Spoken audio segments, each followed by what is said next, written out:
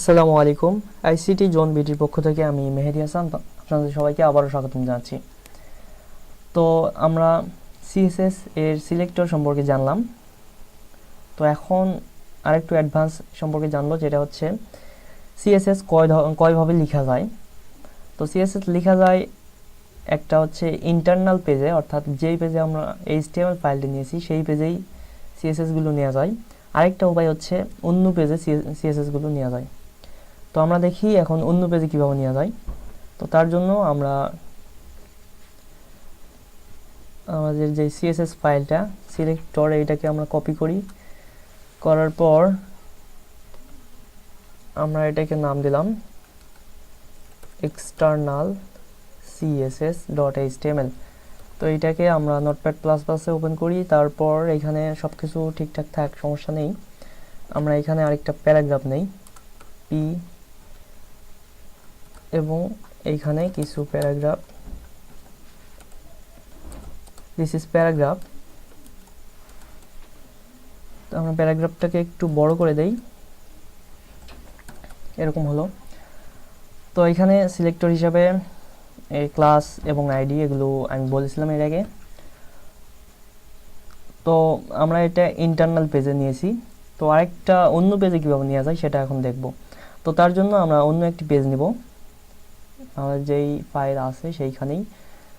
এইখানে একটা নিউ থেকে টেক্সট ডকুমেন্ট, এবং এইচটিএমএল এর যেমন এক্সটেনশন হচ্ছে .html, ঠিক তেমনই সিএসএস এর এক্সটেনশন হচ্ছে .css, অর্থাৎ নামটা যে কোনোটাই দেন না কেন style স্টাইল এবং ডট দেওয়ার পর এখানে অবশ্যই সিএসএস লিখে দিতে হবে, অর্থাৎ এটা একটা সিএসএস ফাইল, এটা এইভাবেই চিনাই দিতে হবে।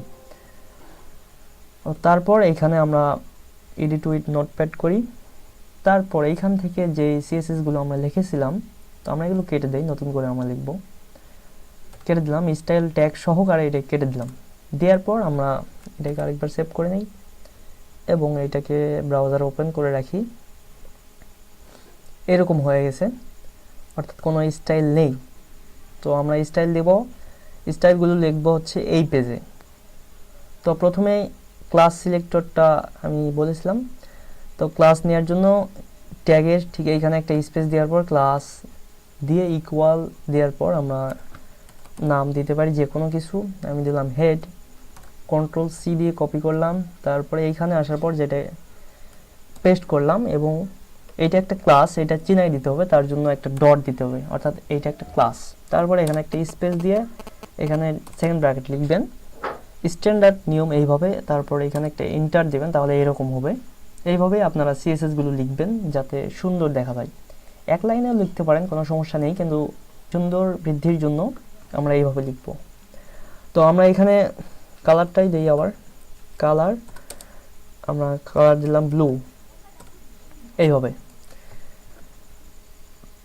তারপরে আমরা চাচ্ছি যে হেডিং 1 অর্থাৎ দিস ইজ হেডিং 2, এইটাকে হেডিং নামে যে আইডিটা আছে এটাকে আমি নিলাম। নেওয়ার পর এইখানে নিচে অনেকগুলো স্টাইল নেওয়ার জন্য নিচে লিখবেন, সেকেন্ড ব্র্যাকেটের পর লিখবেন অবশ্যই।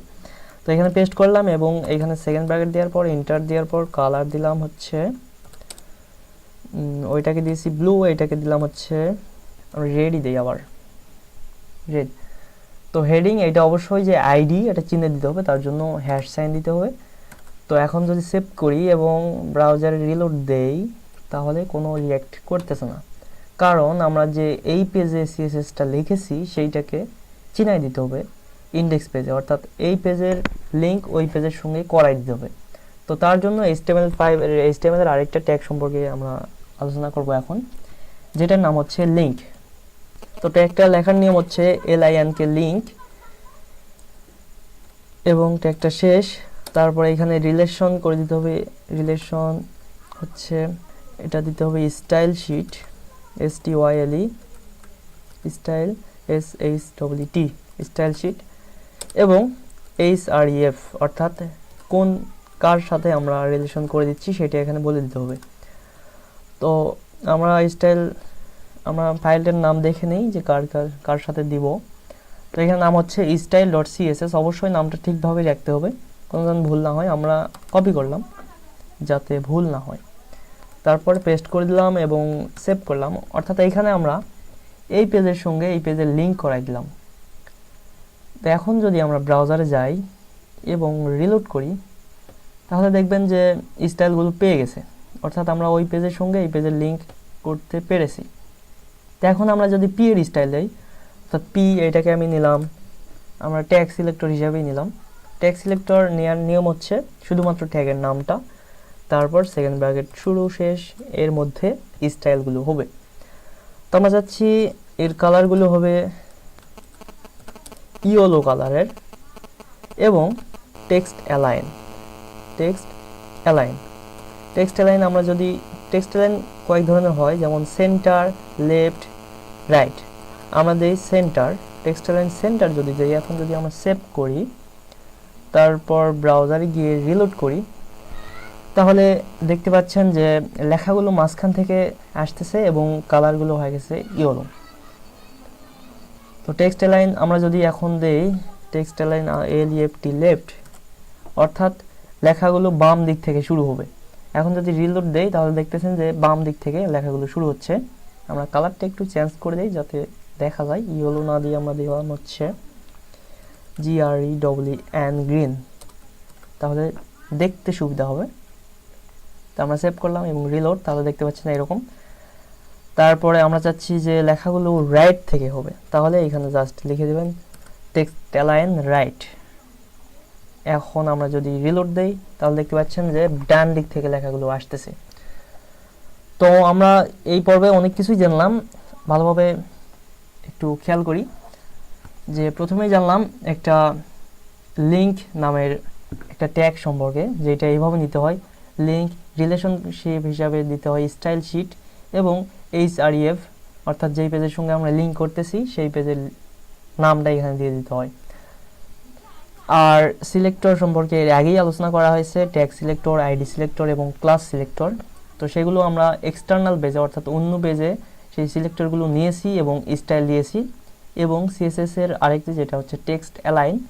তো টেক্সট অ্যালাইন মানে হচ্ছে টেক্সটগুলো আপনি কিভাবে শো করাতে চান। টেক্সট অ্যালাইন লেফট, রাইট এবং সেন্টার, এই 3 ধরনের করা যায়। তো আশা করি বুঝতে পারছেন ব্যাপারগুলো।